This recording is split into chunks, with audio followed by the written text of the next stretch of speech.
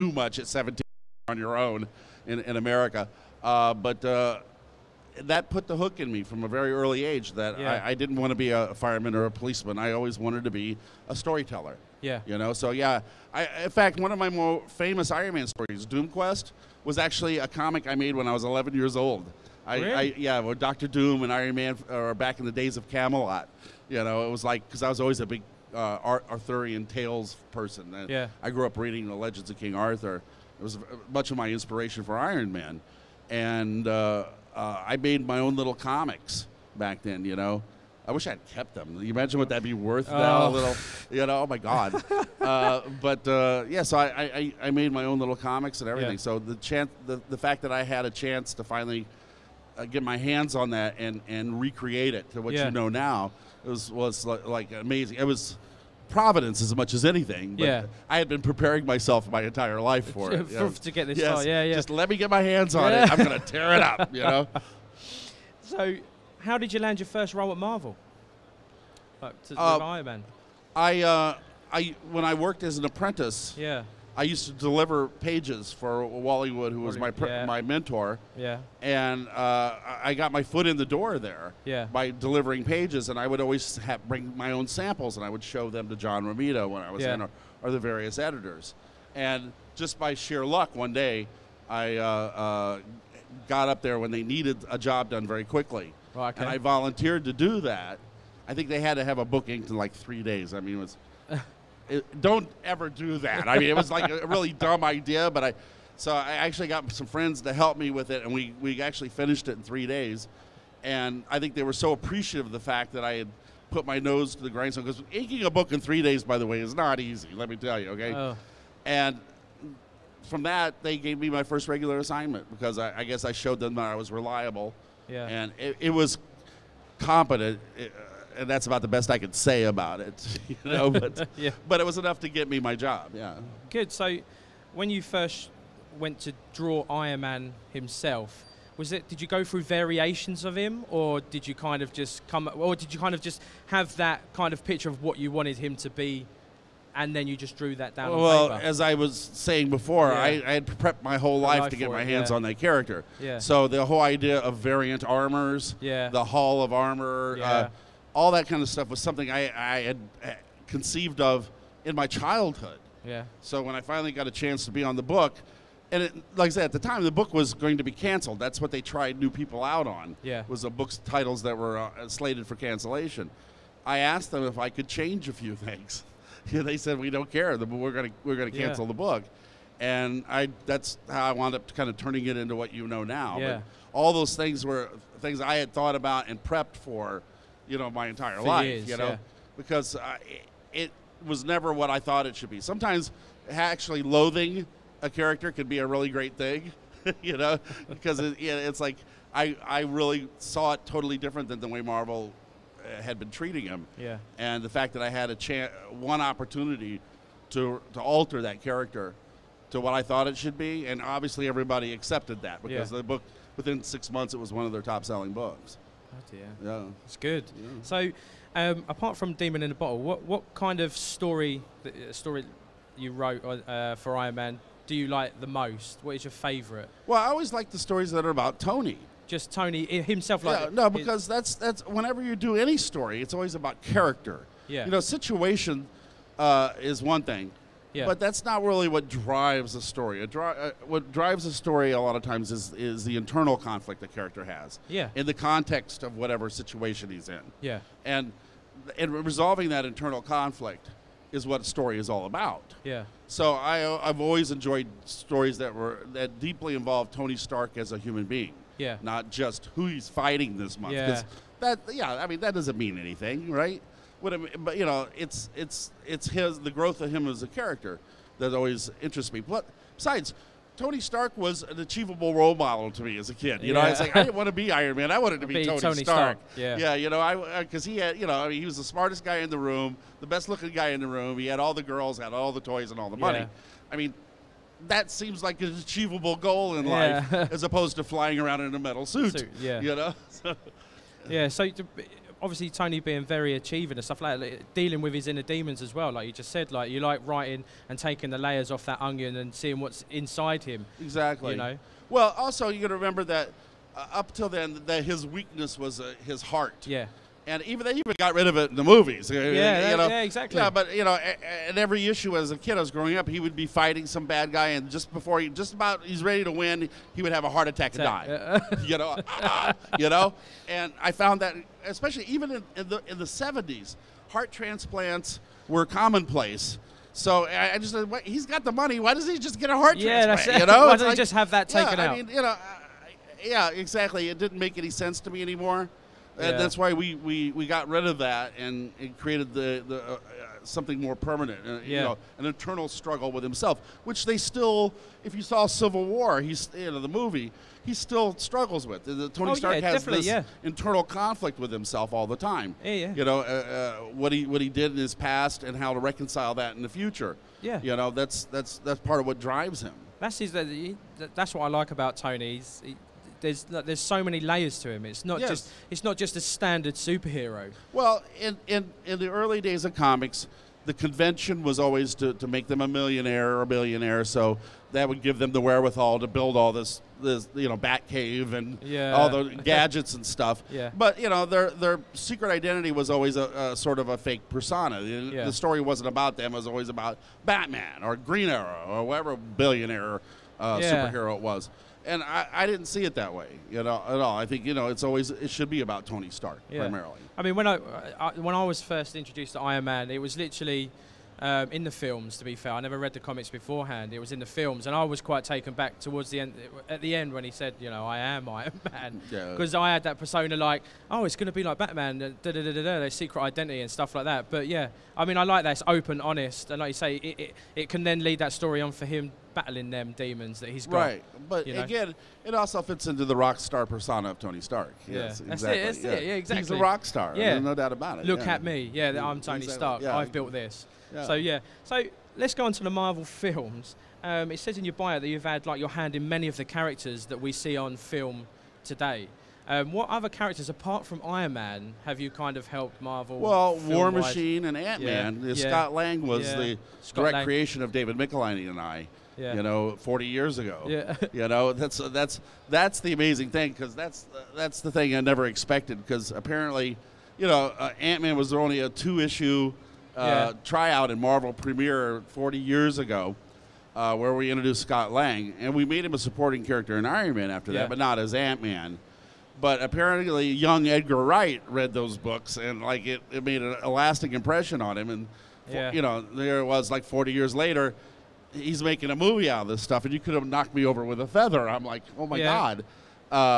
It's the last thing I ever expected. And what a film it was. I mean, I went into watching Ant-Man with zero expectations. I just thought, wow, a different concept. Go in, watch it, and I was absolutely blown away by the story, the way it went. It was absolutely... For Marvel, it was a very smart move because they had departed from what I think really made Marvel great, and that was character-driven stories. The first Iron Man movie is such a character-driven story. It's about Tony Stark. And Scott Lang, again, was a character-driven story. The whole story of Ant-Man was in a lot of the Avengers and stuff like that are very episodic. And Ant-Man was, again, a return to a character-driven story. Very. And I think that's why it resonated so well with the movie-going public. Oh, yeah, exactly. Like Scott was always, he was low. He was at his lowest point in the film, and then he's kind of just hit, just opportunities, if you get what I mean. You know, he didn't want to do that kind of one job, and then it led on, should I say, to him being Ant-Man and being trained to be Ant-Man, which was absolutely, such a rise to where he is now. What you see in the films, which is absolutely. And Paul Rudd is a lovely man too. I mean, he's a terrific guy. Did you meet Paul Rudd? I did. I have. Yeah, he's a like I said, a lovely guy. He was very jealous because I had a tuxedo made for the Ant-Man premiere that was actually Ant-Man colors. Oh, you wow. know? And he was very jealous of it. He's like, but yeah, he's a terrific fellow. Did he have a lot of questions? Being a superhero. Did he have a lot of questions about?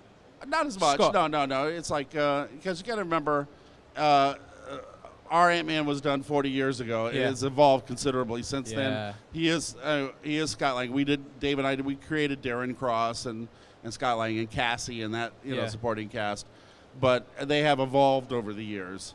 Yeah. So, but no, I mean, generally they're just very respectful. When they meet, the actors meet one of the creators, they're generally very respectful, except for Don Cheadle. What gave you the idea for the story of Ant-Man? Like from like when, like you said, you only done 2 issues. Like, what gave you that idea? They were. I had always loved those early the Stan Lee, Jack Kirby Ant-Mans, but again, we really kind of felt like, because Hank Pym had gone off and become like crazy person and stuff like that in the comics, and I love the persona of Ant-Man, and we really just thought it'd be interesting to do, for the time, a more modern version of the character, of somebody without the history that Hank Pym had. Yeah. And the idea, I always loved the idea of redemption. I mean, Doctor Strange, when you see Doctor Strange in November, I guess it comes out here in November, right? I think it's October. I'm not too sure. Well, it doesn't matter. Yeah, it doesn't matter. When it comes out, that's a great redemption story. One of the great origins of a Marvel character, because he starts out as a villain. Yeah. And becomes a hero through the resolution of the internal conflict. And the same with Scott Lang. Yeah. He basically starts out as kind of a bad guy, and because of his daughter, and because of the opportunity, he listens to the better angels of his nature. Yeah, and then progresses on from there to bigger and better things, which is absolutely I always amazing. love stories like that. Yeah, it is, definitely. Back in London, you told me a story about Mickey Rourke. You was on set. Which we're not going to do that again. You're not going to do it again, no. But it's absolutely brilliant. But have you met any actors that have kind of been literally deep in role that you've kind of... Well, no, that was... in your character? I told that story because it was the first time I ever dealt with method acting. Yeah.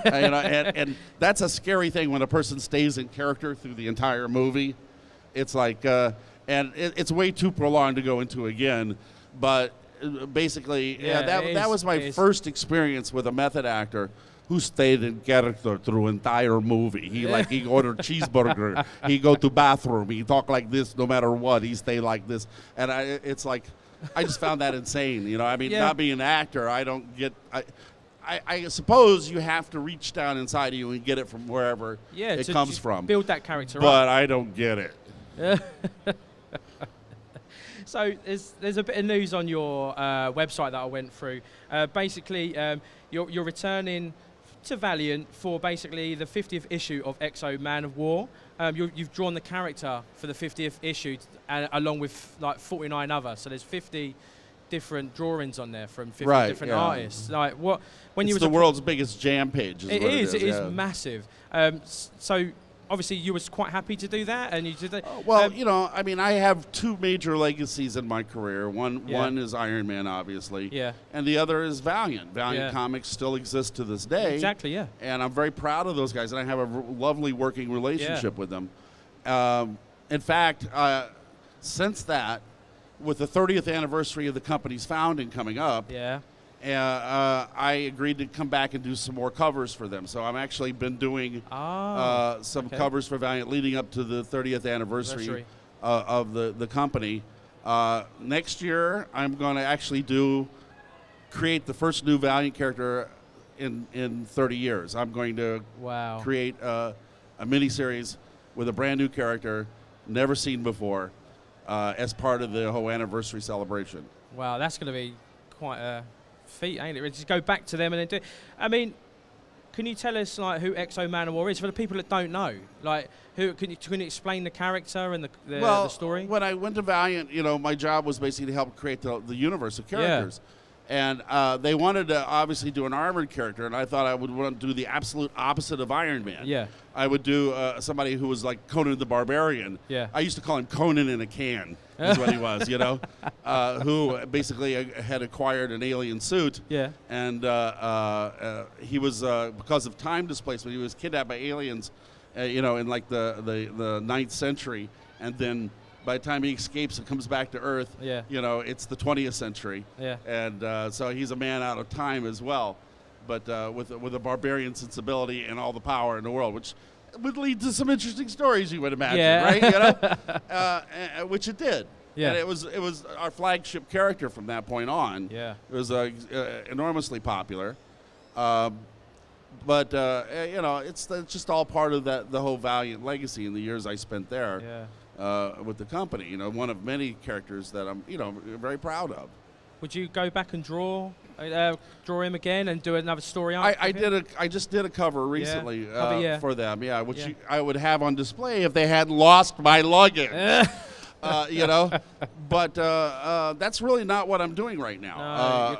I was out in Hollywood for the last 10 years working behind the scenes, doing a lot of various things, and like I said, consulting on various films. Yeah. I recently moved back to Florida. Okay. Because with the help of investors and the Florida Film Commissions, I'm basically building a large film presence for the state of Florida, and that's my job now. Yeah. I have my own office in the downtown Tampa, and I work with the various film commissions to basically bring Hollywood productions to Florida. And that's again, I'm going to create infrastructure and stuff there, and produce films of my own creation.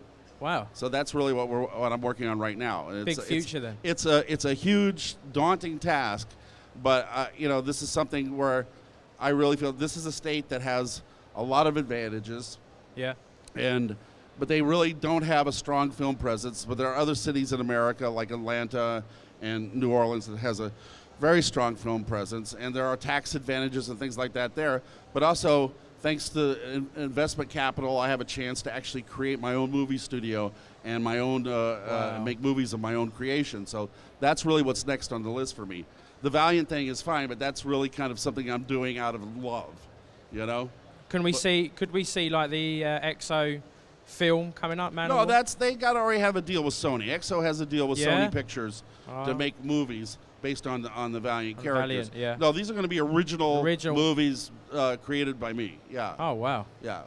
So like indie kind of. Have you got kind of a genre, or you're going to take all genres under consideration? I'm going to do all genres. I mean, I'm a big romantic comedy guy. Believe me, there's going to be some of those in there. But I'm going to do some comedies. I'm going to do some science fiction. I'm going to do some. The first movie we're going to do is a horror comedy. Nice. Actually, I've always been a big fan of that genre. Yeah. You know, scary movie. Nothing better than blood and guts and laughs, right? You know? Yes. It's like, so. Yeah, I'm going to do. I have a variety of stuff on the docket, but it's not going to be just film; it'll be television as well. But this is long term, and we're building that infrastructure now for that future. That big future. I mean, on the 13th, I have a meeting with all the film commissioners of the entire state. We're all getting in one room, and basically, it's me basically trying to get them all on the same page, on the same team, and go forward with me on this project. Wow, it sounds absolutely amazing, Bob. It sounds massive. Absolutely great future. Well, I always like to challenge myself. As you know, I never sit still. It sounds a huge challenge. Yeah, but you know, again, it's like as a creator, isn't that what you want? Oh, it is. Yeah. You want to keep creating. You want to keep. What's another Iron Man miniseries going to do for my career? You know what I mean? Seriously. No, it's not. No. You're gonna. Like you said, you want to progress and you want to develop as a creator. Right. Exactly. So basically, the last news I saw that you are going to be the color artist on the ROM Space Night. No, that was on your webpage. No, I just did one cover for them. That's it. It literally your website's updated. Because I used to be the cover artist on ROM at Marvel in the days that it was there. But, and they just Chris Ryle just dropped me an email and said, "Would you like to do a cover for us?" Because we're bringing ROM back. And I said, "Sure, that'll be nostalgic for me." We'll do it, So I just did one cover. We love websites, don't we? Yeah, we love yours. Big deal, you know. It was fine, you know. It's a little space toy, you know. Yeah, that's it. We'll have that. All right then, Bob. Well, that's all we've got time for on this stage today. Happy birthday once again. Oh, well, thank you. Enjoy those cakes. I can't think of a better place to spend my birthday than here in Scotland. That's you know? it, exactly. So, for you at home, guys, remember, please give us a thumbs up if you like, or like any of our other content, please. So yeah, give us a thumbs up. Please subscribe. Again, thank you to Bob Layton. Give him a round of applause, everyone. Thank you, everyone. And thank you very much to you at home. So please stay tuned. We've got more coming up. Thank you. Do I get to keep the pillow? Yeah.